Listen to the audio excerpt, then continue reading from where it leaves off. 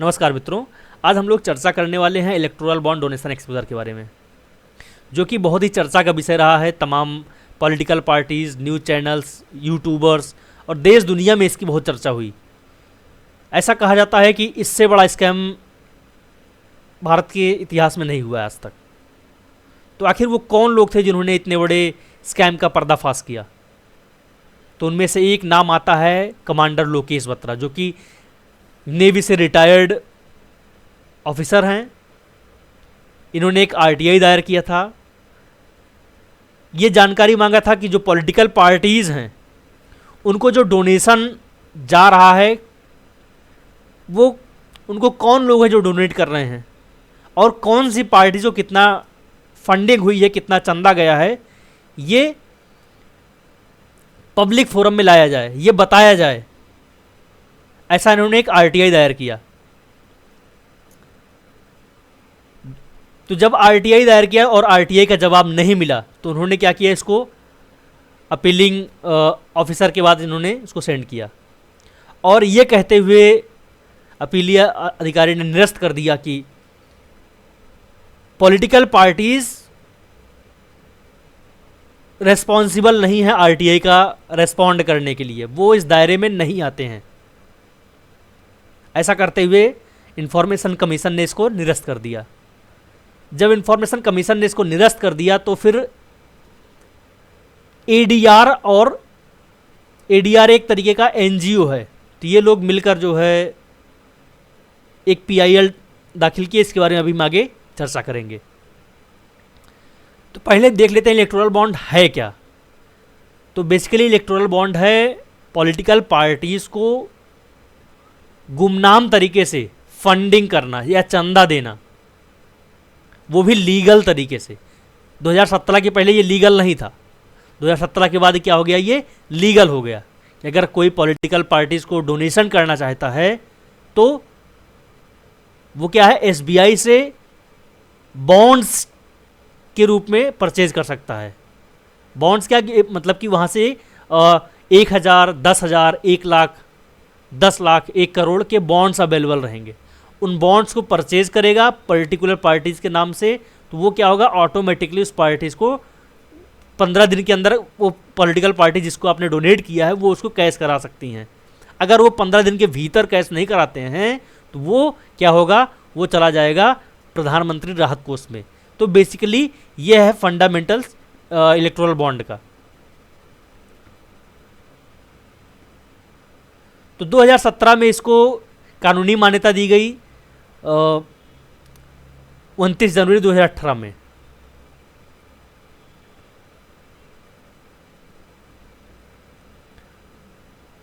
तो इसमें आखिर बुराई क्या है? अगर कोई पॉलिटिकल पार्टीज को डोनेशन कर रहा है तो इसमें क्या प्रॉब्लम है? कोई स्वेच्छा से किसी को पैसा दे, इसमें क्या प्रॉब्लम है? तो क्या प्रॉब्लम है, ये क्यों अगेंस्ट द डेमोक्रेसी है, इसके बारे में हम लोग देखने वाले हैं। तो यहाँ पर क्या हुआ कि 2018 में एक आरटीआई दायर की गई कि जो पॉलिटिकल पार्टीज को फंडिंग हो रही है उसका विवरण दिया जाए। तो जो पब्लिक इंफॉर्मेशन ऑफिसर है उसने इसको डिनाई कर दिया, ये कहते हुए कि पॉलिटिकल पार्टीज आरटीआई के दायरे में नहीं आती हैं। जब इस निरस्त कर दिया पब्लिक इंफॉर्मेशन ऑफिसर ने, तो क्या हुआ कि जो आरटीआई एक्टिविस्ट थे उन्होंने क्या किया, इस पर अपील दायर किया कमीशन में। तो कमिश्नर ने भी उसको, पब्लिक इंफॉर्मेशन कमीशन ने भी उसको निरस्त कर दिया, ये कहते हुए कि पॉलिटिकल पार्टीज क्या होती हैं, ये आरटीआई के दायरे में नहीं आ सकती, नहीं है, इसलिए इनका इंफॉर्मेशन नहीं दिया जा सकता। तो जब ये यहाँ 2 जगह निरस्त हुआ तब क्या हुआ कि एक जो एडीआर जो संस्था है वो बेसिकली कुछ प्रोफेसर्स हैं आईआईएम अहमदाबाद के, उनका एक कंबाइनली ग्रुप है जिसका नाम है ADR, association for democratic reforms. ये और दूसरा जो एनजीओ है जिसका नाम है कॉमन कॉज, इन दोनों ने कंबाइनली एक जो है जनहित याचिका जिसको बोलते हैं PIL, public interest litigation, supreme court में एक जनहित याचिका दायर की है और उन्होंने इसमें जो है इनका मेन पॉइंट जो था, उन्होंने कहा कि ये जो इलेक्टोरल बॉन्ड्स है ये क्या है, अगेंस्ट द डेमोक्रेसी है। अगेंस्ट द डेमोक्रेसी कैसे है कि मान लेते कोई कंपनी किसी पॉलिटिकल पार्टीज को फंडिंग करती है, तो अगर वो सत्ता में आती है पॉलिटिकल पार्टी, तो क्या होगा, तो वो कंपनी उस पॉलिटिकल पार्टी से अपने अकॉर्डिंगली रूल बनवाएगी, अपने अकॉर्डिंगली बिजनेस को एक्सपैंड करने के लिए रूल डेवलप करेगी और पूरा का पूरा कंट्रोल चला जाएगा किसके, जो कंपनी है जिसने फंडिंग किया है पॉलिटिकल पार्टीज को, उसके हाथ में। या दूसरा हम कह सकते हैं कोई फॉरेन कंपनी है, फॉरेन से फंडिंग आई पॉलिटिकल पार्टीज को, तो जो रूल्स एंड रेगुलेशंस बनेंगे, जो कंट्रोल होगा वो फॉरेन कंपनी जो कि डोनेट कर रही है उसके हाथ में चला जाएगा। तो यहाँ पे जनता के द्वारा कुछ तो रहा ही नहीं, मतलब कि ये डायरेक्टली डेमोक्रेसी पर अटैक था, ऐसा उन्होंने अपने जो पीआईएल दाखिल किया था उन्होंने ये रखा। और दूसरी पॉइंट ये उठाया उन्होंने कि जो पॉलिटिकल पार्टीज़ हैं वो पब्लिक फोरम में आनी चाहिए, क्योंकि पॉलिटिकल पार्टीज़ पब्लिक के वेलफेयर के लिए काम करती है, उनके डेवलपमेंट के लिए काम करती है, इनको यही लोग जो है चुनकर संसद में जाते हैं जो कि कानून बनाते हैं। इसलिए जो पॉलिटिकल पार्टीज़ हैं ये क्या है, पब्लिक डोमेन में होने चाहिए, पब्लिक फोरम में आने चाहिए और ये रेस्पॉन्सिबल होने चाहिए आरटीआई का रिस्पॉन्स करने के लिए। ये दो मेन मुद्दा उन्होंने उठाया और इसी के बेस पर इन्होंने पीआईएल दाखिल किया सुप्रीम कोर्ट पर। कंबाइनली कौन कौन से संस्थान, ADR association for democratic reforms और दूसरा कौन सा, कॉमन कॉज, ये भी क्या है, एक एनजीओ है। ये दोनों ने कंबाइनली पीआईएल दाखिल किए सुप्रीम कोर्ट में। तो ये जो है आप देख सकते हैं, कॉमन काज जो एनजीओ है इसने एक बहुत बड़े कांड का, निठारी कांड, जो कि आपने सुना होगा, दिल्ली का बहुत ही चर्चित केस रहा निठारी कांड, उसका पर्दाफाश किया था कॉमन काज एनजीओ ने। और एसोसिएशन फॉर डेमोक्रेटिक रिफॉर्म्स, ये एनजीओ आपने जो जब वोटिंग करने जाते हैं तो वहाँ पे नोटा का ऑप्शन होता है, तो नोटा का ऑप्शन जो आया है वो एडीआर के एफर्ट की वजह से आया है।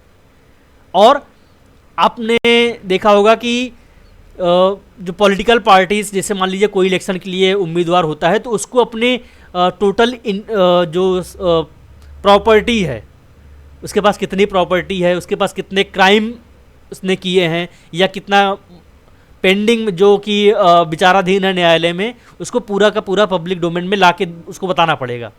ये दो main revolutionary work already association for democratic reforms ADR ने ऑलरेडी इस पे एफर्ट किए थे और जीत भी हासिल की थी। तो ये वही दोनों संस्थान हैं जिन्होंने मिलकर ये सुप्रीम कोर्ट में पीआईएल दायर किया था कि जो इलेक्टोरल बिल है ये अगेंस्ट द डेमोक्रेसी है और इसको तत्काल प्रभाव से निरस्त होना चाहिए। और इसको क्या है, इसका डेटा पब्लिक फोरम में लाना चाहिए, कौन सी कंपनी किसको कितना डोनेट कर रही है या किसी कंपनी पर रेड हो रही है और वो क्या है पॉलिटिकल पार्टीज को डोनेट कर रही है, तो ये जो है बताना पड़ेगा। ये आप न्यूज चैनल्स की कटिंग देख सकते हैं, ये है the Hindu newspaper. Electoral bonds are the final nail in the coffin of transparency, Jagdeep Chhokar, कि इलेक्टोरल बॉन्ड जो है क्या है वो जो ट्रांसपेरेंसी के अगेंस्ट है, जो पारदर्शिता है यहाँ पे वो क्लियर नहीं है। अगर हम इलेक्टोरल बॉन्ड्स को छिपा के रखते हैं तो कौन सी कंपनी किसको कितना डोनेट कर रही है, कौन सी पार्टी किसको कितना डोनेट कर रही है, किससे चंदा ले रही है, किससे दे रही है, ये पूरा जब तक पब्लिश नहीं होगा ये क्या होगा, ये डेमोक्रेसी के लिए एक तरीके से खतरा है।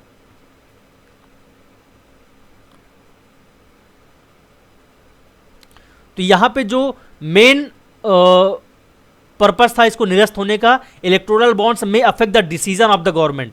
जैसे कोई कंपनी बॉन्ड परचेज करती है तो गवर्नमेंट के डिसीजन को भी वो अफेक्ट करेगी। तो यहाँ पर जनता के द्वारा जो पहला कॉन्सेप्ट था कॉन्स्टिट्यूशन ऑफ इंडिया का, पहला स्टेटमेंट को ही ये जो है खारिज कर रहा है। तो इसलिए जो है इसको इलेक्टोरल बॉन्ड्स को निरस्त किया जाना न्याय हित में था और इसको क्या हुआ, ये अगेंस्ट द डेमोक्रेसी था, इसलिए इसको तत्काल प्रभाव से निरस्त किया गया। और दूसरा जो इलेक्शन कमीशन ने अपना इस पे राय दिया था, any foreign company can affect the rules and decision और interference in the internal matter of the country by using the electoral bonds. तो कोई भी पॉलिटिकल पार्टीज में जो फॉरेन कंपनी अगर फंडिंग करेगी तो जो इंडिया का इंटरनल मैटर है उसमें क्या होगा, उसका इंटरफेरेंस बढ़ेगा और अपने अकॉर्डिंगली वो उसमें चेंज करवाएंगे, जो कि आपने 200 साल पहले ऑलरेडी देख चुके थे, कौन सा, ईस्ट इंडिया कंपनी। तो सेम यही चीज़ यहाँ पे डेवलप हो रही थी, जिसको कि ये एडीआर और कॉमन कॉज, दो बड़े संस्थानों ने मिलकर इसको वेंडलाइज किया। तो जब ये सुप्रीम कोर्ट में इसकी जनहित याचिका दायर की गई तो इसमें क्या कहा गया, इसमें कहा गया कि सुप्रीम कोर्ट ने कहा कि एसबीआई को 6 मार्च तक सारे डेटा को अपने वेबसाइट पर पब्लिश करना पड़ेगा। लेकिन क्या हुआ कि 6 मार्च से ठीक 2 दिन पहले एसबीआई ने अपने 9 पेज का एक एप्लीकेशन दिया और उसमें उन्होंने कहा कि हमको 3 महीने का टाइम चाहिए, क्योंकि हमारे डेटा एसबीआई की डिफरेंट ब्रांचेस में फैले हुए हैं और इनको कलेक्ट करना इतना आसान नहीं है, इसलिए हमको 3 महीने का टाइम चाहिए। जब इन्होंने एसबीआई ने डेटा पब्लिश करने से मना कर दिया, तब क्या हुआ, तब एक याचिका और दायर की गई, न्यायालय के आदेश की अवमानना की याचिका दायर की गई और उसमें यह कहा गया कि एसबीआई जानबूझकर डेटा को पब्लिश नहीं करना चाह रहा है, क्योंकि आने वाले अप्रैल मई के महीने में चुनाव होने वाले हैं, इलेक्शन होने वाले हैं और उसमें अगर डेटा पहले पब्लिश कर देंगे तो ये पब्लिक फोरम में आ जाएगा और सरकार की जो इस समय पॉलिटिकल पार्टी है, उसकी बड़ी पॉलिटिकल पार्टी है, उसकी बदनामी होगी और उससे नुकसान हो सकता है। इसलिए एसबीआई ये डेटा पब्लिश नहीं कर रहा, ऐसा तर्क दिया गया, जो वहाँ के सुप्रीम कोर्ट के एडवोकेट थे प्रशांत भूषण।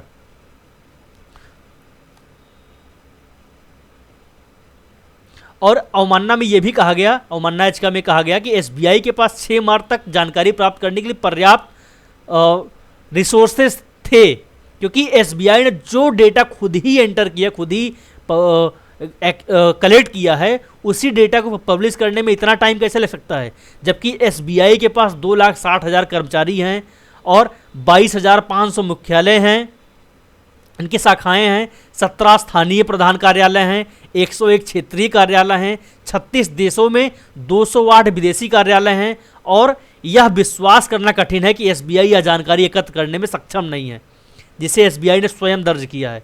तो ये यहाँ पर जो प्रशांत भूषण, जो कि पिटिशनर की तरफ से वकील थे, उन्होंने ये तर्क दिया, जो कि अपने आप में काफ़ी अपीलिंग है। जब एसबीआई ने 6 मार्च से ठीक 2 दिन पहले अपनी जो है एप्लीकेशन दिया कि वो डेटा पब्लिश करने में 3 महीने का टाइम चाहिए, तो जगह जगह पे प्रोटेस्ट स्टार्ट हो गए। चेन्नई में, ये आप लोग देख सकते हैं, न्यूज़ कटिंग द हिंदू में पब्लिश की गई थी, तो चेन्नई में सीपीआई कार्यकर्ताओं ने क्या किया, एसबीआई के अगेंस्ट में प्रोटेस्ट किया था। और इसमें द हिंदू ने यह भी, the Supreme Court says that the electoral bonds scheme violate the right to information and freedom of speech and expression under the article 19 of the constitution of India and it can lead to quid pro quo. इसका मतलब क्या है, अगर मान लेते हैं कि data publish, अगर ये जानकारी नहीं दी जाएगी तो क्या होगा, ये अगेंस्ट द आर्टिकल 19(1) है। आर्टिकल 19 क्या है कि right to get the information, जानने का अधिकार। जानने का अधिकार क्या आपके फंडामेंटल राइट्स में आता है, फंडामेंटल राइट्स में आता है। तो अगर ये जानकारी नहीं पब्लिश की जाएगी, या मान लेते हैं कोई कंपनी किसी को डोनेट कर रही है, कुछ पैसा डोनेट कर रही है और उसके अकॉर्डिंगली वो रूल बनवाएंगे, तो एक तरीके से बदले की भावना हो गई है। क्या है ये, it can be quid pro quo. इसका मतलब क्या है, बदले की भावना इसमें आ गई कि कंपनी पैसा डोनेट करेगी और उसके बदले में क्या होगी, वो रूल्स डेवलप करवाएगी, तो जो कि अगेंस्ट द डेमोक्रेसी है। The court rules that the amendment to the Companies Act which allow blanket corporate political funding is unconstitutional. तो बेसिकली क्या है, ये अनकॉन्स्टिट्यूशनल था। भारत के मुख्य न्यायाधीश CJI DY चंद्रचूड़ ने मुख्य फैसला लिखा। न्यायमूर्ति संजीव खन्ना ने समान निष्कर्ष पहुंचने के लिए सहमति व्यक्त की और इन्होंने साथ में 1961 में जो इनकम टैक्स रूल था उसको निरस्त किया और दूसरा जनप्रतिनिधित्व अधिनियम 1951 को भी इन्होंने, इस संशोधन को भी उन्होंने निरस्त कर दिया। और संविधान के अनुच्छेद 19(1) के तहत सूचना के अधिकार का उल्लंघन भी होता है इलेक्टोरल बिल से, इसलिए क्या है इलेक्टोरल बिल को भी तत्काल प्रभाव से निरस्त कर दिया, क्योंकि उन्होंने कहा कि अगर ऐसा अधिकार न केवल भाषण और अभिव्यक्ति स्वतंत्रता को पूरी करने तक ही सीमित है, बल्कि सरकार को जवाबदेह बनाकर सहभागी लोकतंत्र को आगे बढ़ाने में महत्वपूर्ण भूमिका निभाता है। इस प्रकार यह केवल साध्य का साधन नहीं है, बल्कि अपने आप में एक साध्य है। तो बेसिकली इन्होंने 2 पॉइंट्स जो मेन दिए कि ये क्या है, जो मीन्स जो डोनेशन देने वाला है वो अपने अकॉर्डिंगली रूल्स को डेवलप करवाएगा। तो ये क्या है, अगेंस्ट द डेमोक्रेसी है। और दूसरा क्या है, इसमें राइट टू इन्फॉर्मेशन का उल्लंघन है, 19(1) का उल्लंघन है। इसलिए क्या है, इलेक्टोरल बिल को क्या है तत्काल प्रभाव से निरस्त किया जाना न्याय हित में होगा। ये आप देख सकते हैं ग्राफिकल एनालिसिस। सबसे ज़्यादा फंडिंग जो रिसीव हुई है वो किसको रिसीव हुई है, बीजेपी। उसके बाद सेकेंड नंबर पे इस तरीके से यहां पे आप देख सकते हैं।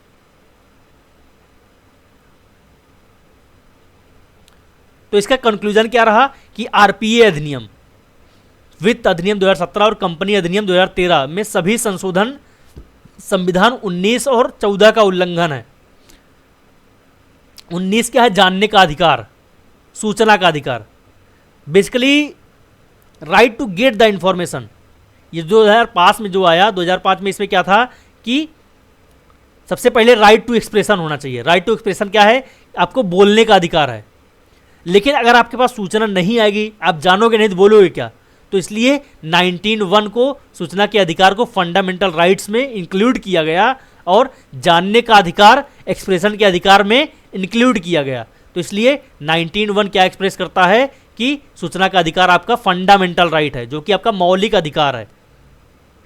और अनुच्छेद 14 क्या कहता है, समानता का अधिकार, सबको क्या है इक्वली ट्रीट किया जाना चाहिए, अलग लोगों के साथ अलग व्यवहार नहीं किया जाना चाहिए। तो ये दोनों के डायरेक्टली अगेंस्ट में था इलेक्टोरल बिल, इसलिए इसको निरस्त किया गया।